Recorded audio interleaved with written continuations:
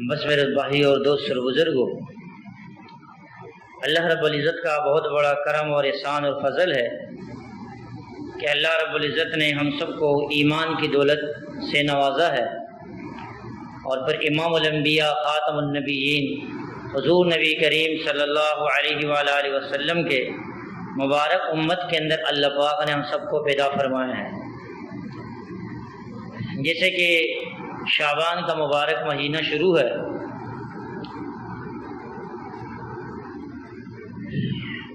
اور شعبان کے مہینے میں خاص طور پر ایک رات ایسی ہے جس کے بہت زیادہ احادیث مبارکہ کے اندر فضائل آئے ہیں۔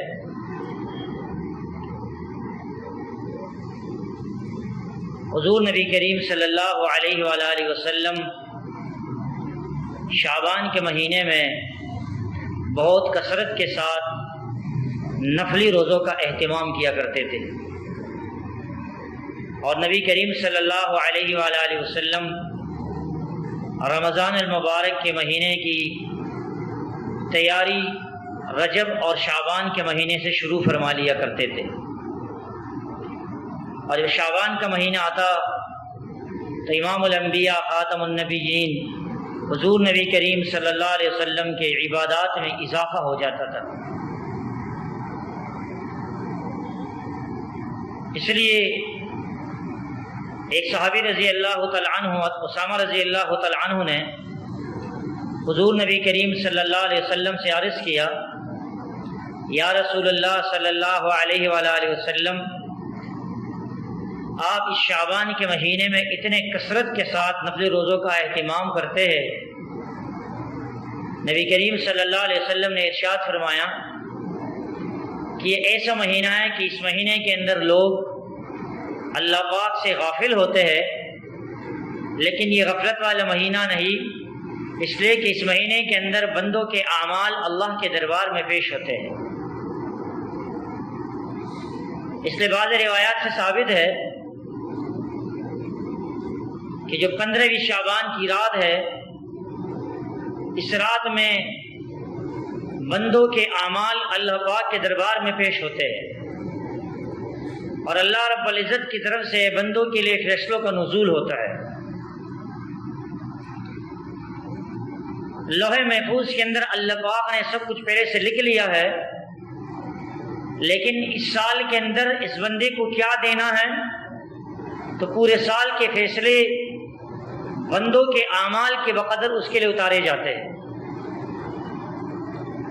جیسے بندوں کے اعمال آسمانوں کی طرف جاتے ہیں، اللہ رب العزت کے فیصلے بندوں کے لیے آسمان سے ویسے ہی اترتے ہیں۔ اگر اچھے اعمال جاتے ہیں، اللہ رب العزت کی طرف سے فیصلے اچھے اترتے ہیں، برے اعمال جاتے ہیں تو بندوں کے اعمال کے بقدر اللہ پاک کی طرف سے فیصلوں کا نزول ہوتا ہے۔ اس لیے جو 15ویں شعبان کی رات ہے، اس رات کے اندر کثرت کے ساتھ عبادت کرنا چاہیے، ذکر اور اذکار کرنا چاہیے، استغفار کا اہتمام کرنا چاہیے، اللہ رب العزت کو خوش کرنے والے اعمال کرنے چاہیے۔ اس رات کی فضائل میں سے ایک فضیلت یہ ہے،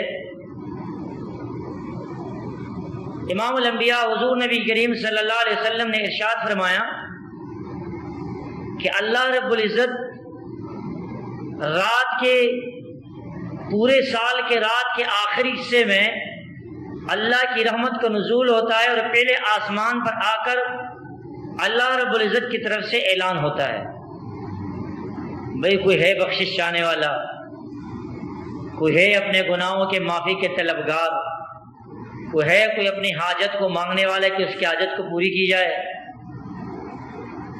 لیکن یہ اعلان کب ہوتا ہے؟ یہ رات کے بالکل آخری حصے میں ہوتا ہے۔ رات کے اگر 3 حصے کیے جائے تو آج کل جو چل رہے ہیں راتیں 3 بجے 3:30 بجے یہ رات کا آخری حصہ شروع ہو جاتا ہے، اور اس کے اندر اللہ رب العزت کی طرف سے اعلان ہوتا ہے. لیکن احادیث مبارکہ میں آتا ہے کہ شب برات کی جو رات ہے یہ ایسی مبارک رات ہے، 15ویں شعبان کی جو رات ہے یہ ایسی مبارک رات ہے کہ اس رات کے اندر اللہ رب العزت کی طرف سے غروب جیسے مغرب کا وقت داخل ہو جاتا ہے، اللہ رب العزت کی طرف سے اعلان شروع ہو جاتا ہے. یعنی اللہ پاک کی رحمت پہلے آسمان پر مغرب کے بعد ہی آ کر اعلان شروع کر دیتا ہے. بھائی کوئی ہے گناہوں کی بخشش چاہنے والا، کوئی ہے اپنی ضروریات کو مانگنے والا کہ اس کی مغفرت کیا جائے، اس کے گناہوں کو معاف کیا جائے، اس کے جو ضروریات ہیں وہ پورے کیے جائے. کوئی ہے اپنے حاجت کو مانگنے والا، اللہ رب العزت کی طرف سے اعلان مغرب کے بعد ہی شروع ہو جاتا ہے. اب خوش قسمت آدمی وہ ہے کہ جیسے ہی رات کا پہلا فرصت مغرب کے بعد غروب کے بعد شروع ہو جائے اور یہ آدمی اللہ کی طرف متوجہ ہو جائے، اپنے گناہوں کی معافی میں، ذکر اذکار میں، تلاوت میں، اعمال میں، بجائے اس کے کہ اس کی رات خرافات میں گزر جائے، گناہوں میں گزر جائے، اللہ کی نافرمانیوں میں گزر جائے. اب یہ رات ہے، اللہ نے موقع دیا. کتنے لوگ ایسے ہوتے ہیں جس کو رات کے آخری حصے کے اندر اٹھنا مشکل ہوتا ہے. چلو اس دفعہ یہ رات آ گئی اور اللہ کی طرف سے رات کے شروع سے اعلان ہو رہا ہے، اب تو یہ میں غنیمت جانو اور شروع رات سے ہی اللہ سے مناجات شروع کر دو. اللہ واقعی بات ہے، میرا پورا کا پورا سال تو گناہوں میں گزر گیا، اللہ کی نافرمانیوں میں گزر گیا، تجھ کو ناراض کرنے میں گزر گیا. اللہ تیری طرف ایک موقع ملا ہے، رمضان کا مہینہ بھی قریب آ رہا ہے، مولائی کریم میرے سارے کے سارے خطاؤں کو معاف فرما. یہ رات، اس رات کے بہت فضائل ہیں، لیکن اس رات کے اندر حدیث میں آتا ہے، حضور نبی کریم صلی اللہ علیہ وسلم نے ارشاد فرمایا، اللہ رب العزت اتنے لوگوں کی مغفرت فرماتے جتنے بنی کلب کے بکریوں کے بال ہے. بنی کلب یہ ایک قبیلہ تھا اور وہ ایسا قبیلہ تھا کہ اس زمانے کے اندر دو بڑے بڑے قبیلے تھے اور دونوں کے پاس سب سے زیادہ بکریاں ہوا کرتی تھی. ان میں سے ایک قبیلہ یہ تھا ان میں سب سے زیادہ بکریاں ان کے پاس تھی. اب اگر ہم اور آپ سوچ لیں بکری کی جسم پر کتنے بال ہوتے ہیں، ہم اور آپ گن سکتے ہیں؟ بھائی گن بھی نہیں سکتے. اور سارے کے سارے جتنے ان کی بکریاں ہزاروں کی تعداد میں، کتنے تعداد میں ہوگی؟ اب اس تعداد کے بقدر جتنے بھی بال ہیں بکریوں کے اوپر، اتنے لوگوں کی اللہ مغفرت فرماتے ہیں. اب اللہ پاک جب بندوں کی مغفرت فرمائیں گے، لیکن چند لوگ ایسے ہیں جن کی اللہ مغفرت نہیں فرماتے. اللہ تعالی ہم سب کی حفاظت فرمائے. اگر کوئی آدمی اس گناہوں کے اندر مبتلا ہے، وہ آج ہی اپنے اس گناہ کی فوراً اللہ پاک سے توبہ استغفار کرے اور اس گناہوں سے اللہ کی طرف رجوع کر لے. سب سے بڑا گناہ وہ کینہ ہے، دوسرے مسلمان سے دل کے اندر کینہ رکھنا، قطع تعلقی کرنا، دوسرے مسلمان سے دل کے اندر ہمیشہ بغض کو رکھنا.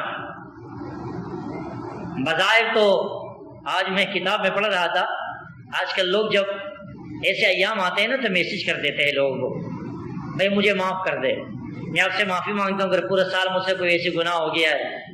کتابوں میں لکھا ہے ایسی معافی کا اعتبار نہیں ہوتا ہے. اگر وہ تجھے کہے کہ میں نے تجھے معاف نہیں کیا، تو نے میسج کر دیا تیری معافی ہو گئی. تو نے کسی کا چیز غصب کیا ہے اور تو کہتے مجھے معاف کر دے، وہ تو یہ سوچے گا کہ آپ نے تو میرا سب کچھ غصب کر کے لے لیا ہے، تو میں کیسے آپ کو معاف کر دوں؟ آپ نے تو فلاں وقت میں میرے ساتھ یہ کام کیا، تو میں کیسے آپ کو معاف کر دوں؟ آج تم کہتے میں نے میسج کر دی ہے سب لوگوں کو، بس میری معافی ہو گئی ہے. میں نے فلاں رشتہ دار کے ساتھ تعلقات خراب تھے، میں نے اس کو میسج کر دیا، میری معافی ہو گئی ہے. تو دل کو کینہ سے پاک کرنا، دوسرے مسلمان سے اپنے دل کو پاک اور صاف کرنا. اگر کسی مسلمان کا دوسرے مسلمان کے ساتھ تعلقات خراب ہے اور اس نے وہ تعلقات صحیح نہیں کیے اور یہ رات آ گئی، تو اللہ پاک ایسے لوگوں کی مغفرت نہیں فرماتے۔ یہ بھلے پوری رات ذکر میں گزار دے، پوری رات تلاوت میں گزار دے، پوری رات نیک اعمال میں گزار دے، اللہ ان کی مغفرت نہیں فرماتے ہیں۔ اس لیے میرے دوستوں اور بھائیوں، آج یقینی بات یہی ہے، اس سے پہلے بھی میں نے عرض کیا تھا، آج ہم تو نوافل پر بڑا زور دیتے ہیں، ذکر اذکار پر بڑا زور ہوتا ہے کہ میں اتنے مرتبہ اللہ کا نام لیتا ہوں، اتنے قرآن کریم کی تلاوت کرتا ہوں، اتنے میرے نوافل ہیں، تہجد میں پابندی کے ساتھ پڑھتا ہوں، لیکن دوسرے مسلمان سے دل میں بغض ہے، کینہ ہے، تو آپ جتنے بھی اعمال کریں اللہ کے پاس سے اعمال نہیں پہنچتے ہیں، اللہ پاک کے اعمال قبول نہیں فرماتے ہیں، اللہ پاک اس آدمی کی مغفرت نہیں فرماتے ہیں۔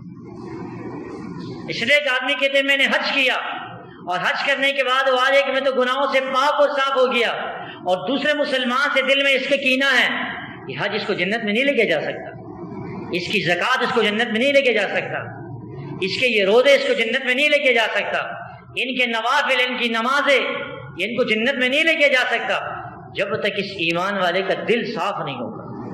دوسرے مسلمان سے دل کو صاف کرنا، جب تک دل صاف نہیں ہوگا، حدیث میں آپ صلی اللہ علیہ وسلم نے ارشاد فرمایا اللہ پاک اس آدمی کی مغفرت نہیں فرماتے۔ اس لیے میرے دوستو، اگر آج ہم سوچ لیں، ہم سے کوئی رشتہ دار، کوئی دوست احباب، کوئی پڑوسی، تعلق والا جس کے بارے میں ہمارے دل میں کوئی ایسی بات ہو، آج ہم جا کر کے اسے سب کچھ صاف کر لیں، تاکہ اللہ پاک ایسا نہ ہو میری مغفرت کا فیصلہ نہ کر دے اور میرا مغفرت رک جائے۔ اور دوسرے نمبر پر وہ آدمی جس سے والدین ناراض ہو، اللہ اس کے مغفرت نہیں فرماتے۔ ایک آدمی بڑے بڑے اللہ والوں کے پاس جائے، ان کے جوتے بھی سیدھی کرے، ان کی خدمت بھی کرے، ان کے مجالس میں بھی بیٹھے، لیکن اگر اس آدمی سے والدین ناراض ہے، یہ اللہ والوں کی صحبت بھی اس کو جہنم سے نہیں بچا سکتی ہے۔ ایک اللہ والے تھے، ان کے ساتھ سفر میں اس کے مریدین جا رہے تھے، تو کسی مرید نے کہا حضرت یہ جو فلاں ساتھی ہمارے ساتھ جا رہا ہے، ان کے والد صاحب بہت سخت بیمار ہے، کیا کیا جائے؟ اس پیر صاحب نے فوراً اپنے اس مرید سے کہا، اس اللہ والے نے اپنے مرید سے کہا بیٹا اس وقت جو اللہ تجھے ملے گا وہ میرے پاس نہیں ملے گا، جاؤ باپ کی خدمت کر لو، تجھے اللہ وہاں ملے گا۔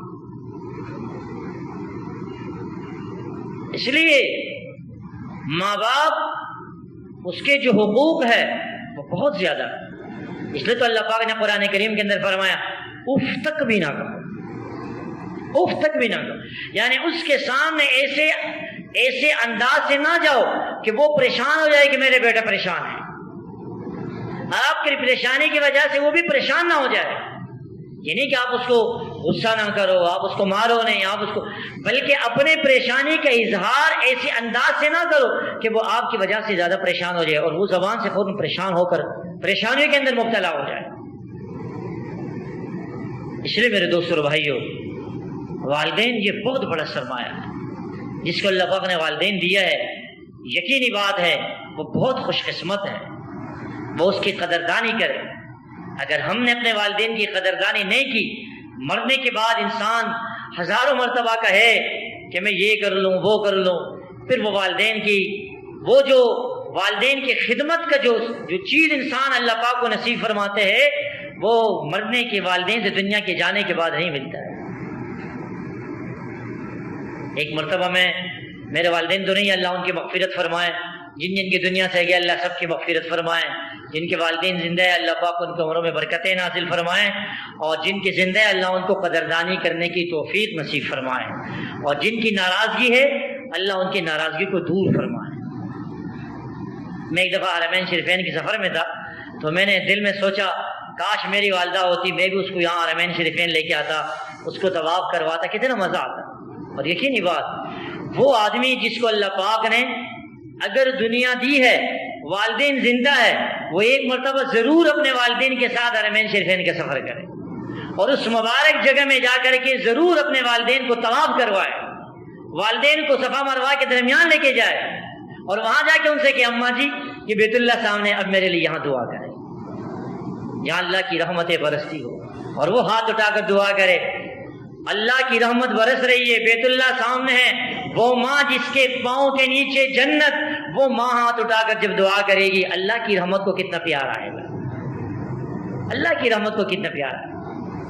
تو میں صفا مروہ کے درمیان جا رہا تھا، ایک آدمی کو میں نے دیکھا اپنی والدہ کو ویل چیئر میں لے کے جا رہا ہے۔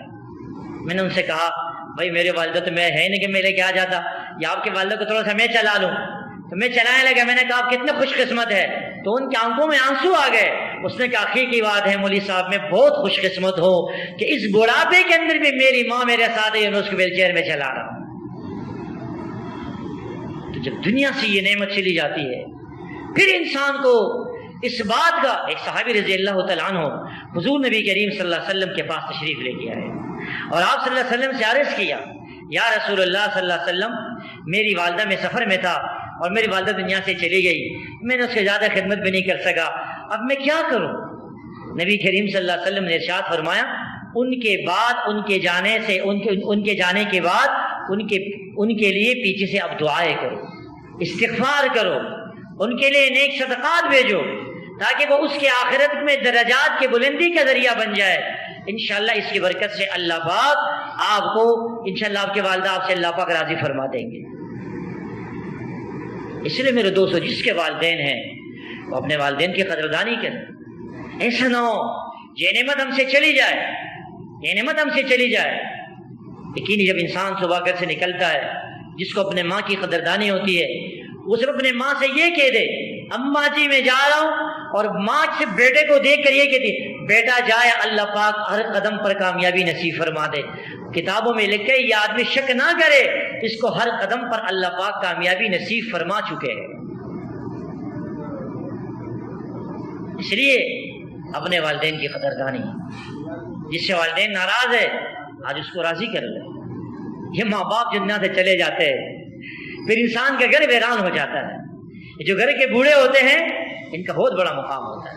شاید پہلے میں نے واقعہ سناؤ، ایک بادشاہ تھے، وہ بادشاہ نے اعلان کیا، ہمارے یہاں جو بابا جی بیٹے ہوتے ہیں نا بڑے بڑے سفید ریش، اس کو ہمیں پتہ نہیں ہے کہ کیا مقام ہے۔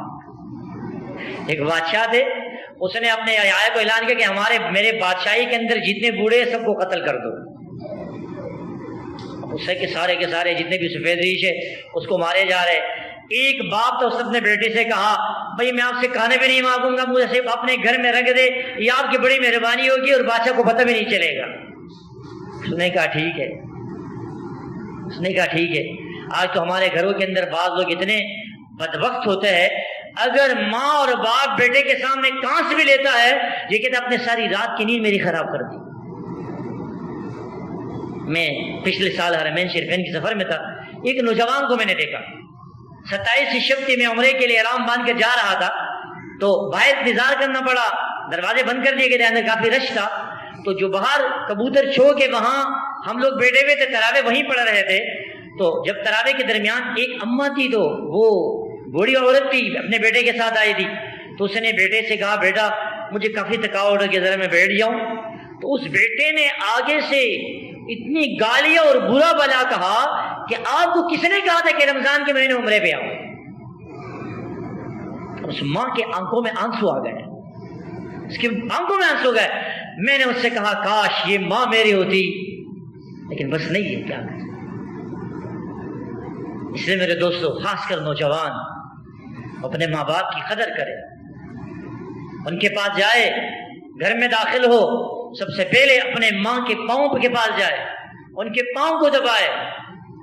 وہ ایک اللہ والے تھے، کوئی بہت بڑے بزرگ کے نام میرے ذہن سے نکل گیا ہے، وہ ایک دفعہ اپنے ماں کے پاس گئے، ماں سے کہا، ماں جی ہم نے سنا ہے ماں کے پاؤں کے قدموں کے نیچے جنت ہوتی ہے، آپ اللہ سے دعا کریں اللہ مجھے وہ جنت دکھا دے۔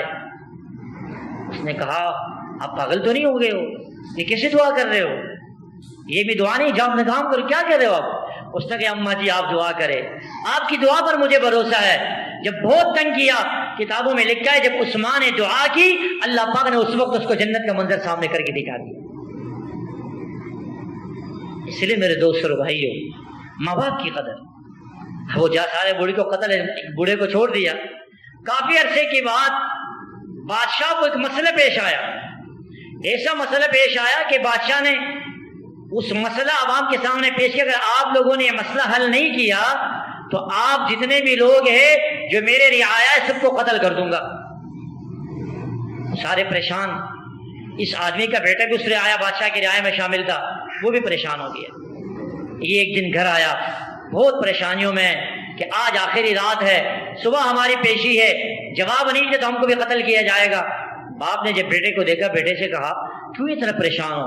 اس نے کہا ابا جی بادشاہ نے ایسا چیز مانگا ہے اور اس چیز کو ایسا حل کرنا ہے, لیکن ہمارے پاس اس کا حل نہیں ہے, بہت مشکل کام ہے. اس نے کہا اس کا حل میرے پاس ہے. اپنے بیٹے کو حل بتایا, اور جب وہ بادشاہ کے دربار میں گیا, بادشاہ نے کہا جی بھائی. اس نے فون آ کر کھڑا ہوا کہ بادشاہ سلامت, وہ جو چیز آپ بتا رہے اس کا حل میرے پاس ہے. اور جو مسئلہ بتایا گیا تھا وہ مسئلے کا حل جیسے ان کو بتایا, بابا جی نے کہا, وہ بادشاہ نے کہا لگتا ہے تیرے گھر کے اندر ایک بابا موجود ہے,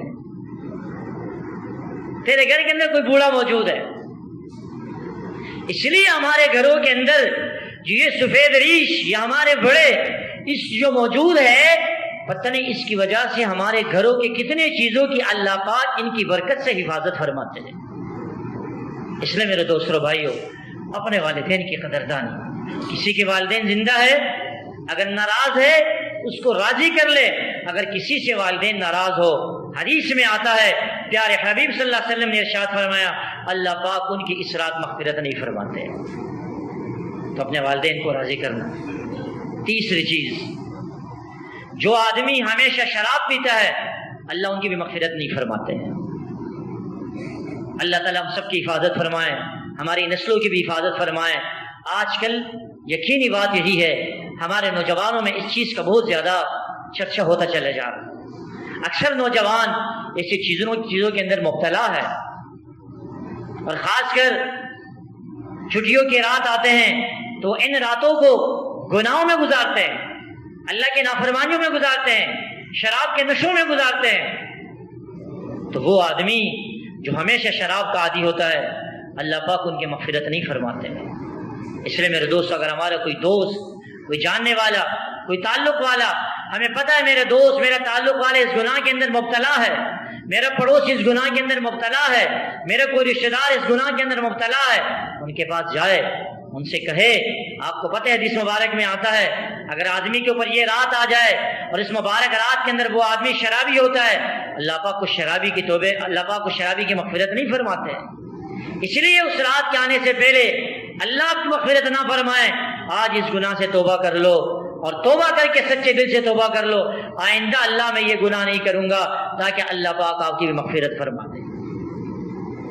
چوتھا قسم وہ آدمی جو ناحق قتل کرنے والا ہو یا ظالم ہو, اللہ پاک ان کی مغفرت نہیں فرماتے. آج تو یقینی بات یہی ہے ظلم بہت زیادہ ہے. اگر گھر کے اندر بڑا بھائی ہے, چھوٹے بھائی پر ظلم, چھوٹا ہے تو بڑے پر ظلم. ایک بھائی نے دوسرے بھائی کے حق کو دبا رکھا ہے. ایک سیٹ ہے, اس نے اپنے ملازم کے حقوق کو دبا رکھا ہے. اگر ایک ملازم ہے کسی کمپنی میں, دفتر میں, یا کسی گھر کی یا کسی جگہ کام کرتے ہیں, اگر اس کے ڈیوٹی ہے 16 گھنٹے, 15 گھنٹے, 14 گھنٹے, اور وہ اس ٹائم کو 2 گھنٹے 3 گھنٹے کے اندر ٹائم پاس کرتے ہیں اور پورا ٹائم نہیں دیتے ہیں, اس کی سارا کا سارا یہ تنخواہ ہے, یہ ظلم سے یہ کما رہے ہیں, یہ ظالم ہے. آج تو ہم ظالم کس کو کہتے ہیں؟ جو لوگوں کو چماٹے مارے, جو لوگوں کو لاتے مارے, ہم ظالم اس کو کہتے ہیں. ظالم اکیلا وہ نہیں ہے, ہر وہ آدمی ظالم ہے جو کسی کے حقوق کو غصب کرنے والا ہو, وہ آدمی بہت بڑا ظالم ہے. کسی بھائی نے اپنے بہن کا حق نہیں دیا, وہ ظالم ہے. بھائی نے بھائی کا حقوق ادا نہیں کیا, ظالم ہے. باپ نے بیٹے کے حقوق ادا نہیں کیا, وہ ظالم ہے. اگر بیٹے نے والدین کے حقوق ادا نہیں کیے, وہ ظالم ہے. اس لیے میرے دوست اور بھائیوں, اللہ پاک ایسے آدمی کی بھی مغفرت نہیں فرماتے ہیں. اس لیے یہ جو گناہ بتا رہا ہوں میں, اس گناہ کے اندر کوئی آدمی مبتلا ہے, وہ آج اس مجلس کے اندر توبہ نکال لے, اللہ کی طرف رجوع کر لے. اللہ ایسے نہ ہو ایسی رات آ جائے میں اس گناہوں کے اندر مبتلا ہوں, میری مغفرت نہ ہو جائے. اور ایک وہ آدمی جو چغل خور ہوتا ہے, اللہ ان کی بھی مغفرت نہیں فرماتے. اور آج کل یہ گناہ ہمارے اندر بہت زیادہ ہے. دو رشتہ داروں کو لڑوانا، ایک رشتہ دار سے بات سنی دوسری رشتہ دار تک پہنچا دیا. آپ کو پتہ ہے فلاں کے بارے میں یہ کہہ رہا ہے، اس سے بات سنی اس تک پہنچا دیا. آپ کو پتہ ہے آپ کے بارے میں فلاں آدمی یہ کہہ رہا ہے. اور دو رشتہ داروں کی آپس میں تعلقات کو خراب کرنا کہ ان کی دشمنیاں بن جائے، یہ آپس میں ایک دوسرے سے الجھ جائے اور یہ عدالتوں کے چکر کاٹے، یہ ایسے مصیبتوں کے اندر پڑ جائے، ہم تماشا دیکھتے رہے، یہ پریشانیوں کے اندر پڑے رہے. اللہ پاک ایسے آدمی کی مغفرت نہیں فرماتے ہیں. اس لیے میرے دوستو، ایسے گناہوں کے اندر کوئی مبتلا ہے تو گناہوں سے سچی توبہ کر لے. ایسا نہ ہو کہ یہ مبارک رات ہمارے اوپر آ جائے اور اس مبارک رات کے اندر بھی ہماری مغفرت نہ ہو جائے.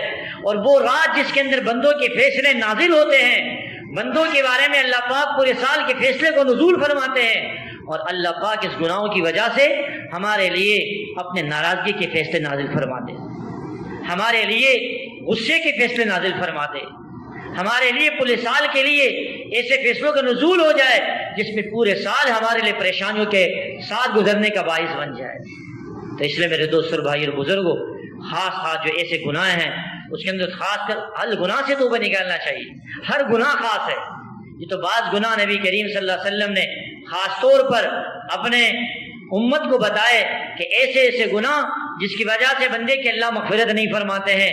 لیکن ہر وہ گناہ جو بندہ اس کے اندر مبتلا ہے، ہر گناہ سے سچی توبہ نکالنا چاہیے. اس لیے یہ رات یہ مغفرت کی رات ہے. اللہ پاک اپنے بندوں کی بخشش اور مغفرت کروانا چاہتے ہیں.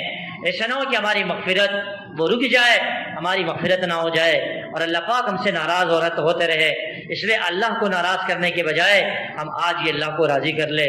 وہ رات آ جائے ہم اللہ کو راضی کر چکے ہو، وہ رات آ جائے اللہ کے بندوں کو بھی راضی کر چکے ہو، اللہ ہم سے راضی ہو چکا ہو، ہم اللہ سے دعا مانگے، اللہ کے مبارک فرشتے ہمارے دعاؤں پر آمین کہے، اللہ کی طرف سے رحمتوں کا فیصلوں کا نزول ہو جائے اور اللہ پاک سارے عالم پر اپنے رحمتوں کا نزول فرما دے. اور اس وقت جتنی بھی پریشانیاں ہیں اللہ ساری کی ساری پریشانیاں ختم فرما دے. اسی سلسلے میں انشاءاللہ تعالی کل بھی ہمارے ہاں انشاءاللہ تعالی مجلس ہوگی. عشاء کی نماز کے بعد انشاءاللہ بیان ہوگا، ذکر کا حلقہ ہوگا، مراقبہ ہوگا. اس میں ضرور تشریف لے کے آئے تاکہ ہماری وہ رات قیمتی بن جائے، بجائے اس کے ہوٹلوں پر گزر جائے، بازاروں میں گزر جائے، خرافات میں گزر جائے. آج کل کے دور میں فتنوں کا دور ہے، ہمارے اوقات ضائع بہت ہو جاتے ہیں. یقینی بات، رمضان کا مہینہ بھی آ رہا ہے، آپ حضرات دیکھ لیں گے ہمارے شاپنگیں رمضان میں ہی ہوتی ہے، ہمارا پورے رات رمضان میں بازاروں میں گزر جاتے ہیں. بھئی ہمارے رمضان رات میں بازار میں نہ گزرے، بلکہ ہمارے رمضان کی راتیں، ہمارے دن وہ اللہ کے گھر میں گزر جائے، اللہ کی یاد میں گزر جائے. اس لیے میرے دوستوں اور بھائی اور بزرگوں، انشاءاللہ تعالی کل بھی انشاءاللہ یہاں مجلس ہوگی، اس میں سارے احباب خود بھی شرکت کرے اور انشاءاللہ ہو سکتا ہے وہ مجلس جس کے اندر ہم سچے دل سے روئے، اللہ کے سامنے توبہ استغفار کرے، اللہ سے اپنے گناہوں کی معافی مانگے. ہو سکتا ہے وہ ہماری مغفرت کا ذریعہ بن جائے، گناہوں کی معافی کا ذریعہ بن جائے، اللہ کو راضی کرنے کا ذریعہ بن جائے، اور اللہ کو ہمارا رونا دھونا اتنا پسند آ جائے کہ اللہ پاک ہمارے پورے زندگی کے ایسے فیصلے رحمتوں کا نزول ہمارے لیے فرما دے کہ ہمارے لیے بھی ہو جائے، ہمارے اولادوں کے لیے بھی ہو جائے. اور انشاءاللہ جو میں نے بتایا تھا کہ مغرب کی نماز کے بعد ہمارے مشائخ حضرت شاہ نفیس الحسینی رحمۃ اللہ علیہ سے، اور انہوں نے مشائخ سے ایک عمل ذکر کیا ہے، خاص ایک دعا ہے جس میں 3 مرتبہ یاسین شریف، 3 مرتبہ دعا پڑھا جاتا ہے. انشاءاللہ وہ دعا کارڈ الحمدللہ ہم لا چکے ہیں. انشاءاللہ آپ کو جیسے مجلس ختم ہوگی آپ حضرات کو مل جائے گا. اس کے اندر پوری ترتیب لکھی ہے کہ وہ دعا کیسی پڑھنی ہے، یاسین شریف کیسے پڑھنا ہے. انشاءاللہ اس نیت کے ساتھ اس دعا کا اہتمام کر لیں گے. تو کوشش کر لے بھائی ہم مغرب کی نماز یہیں پڑھ لے، یہاں کر کے بیٹھ جائے اور مغرب سے عشاء اس دعا کا اور یاسین شریف کا اہتمام کرے، اللہ سے دعائیں مانگے، رجوع اللہ کرے کہ مغرب کے بعد ہی ہمارا اللہ کے گھر میں ایسا پڑاؤ ہو جائے کہ اللہ بھی کہہ دے کو میرا بندہ سب کچھ چھوڑ کے اور میرے گھر میں آ کر کے پڑاؤ ڈالا ہوا ہے. اور جب مہمان کسی کے گھر میں جاتا ہے نا تو میزبان اس کا بہت قدردانی کرتے ہیں. تو ہم اللہ کے مہمان بن کے اللہ کے گھر میں آئیں گے، یقینی بات ہے اللہ پاک ہمیں دیکھ کر کے ہمارا مہمان آیا ہے تو ہو نہیں سکتا کہ اللہ پاک اپنے مہمان کو خالی ہاتھ چھوڑ دے. اللہ تعالی ہم سب کو کہنے سننے سے زیادہ عمل کرنے کی توفیق نصیب فرمائے. آمین آمین. وآخر دعوانا ان الحمد للہ رب العالمین.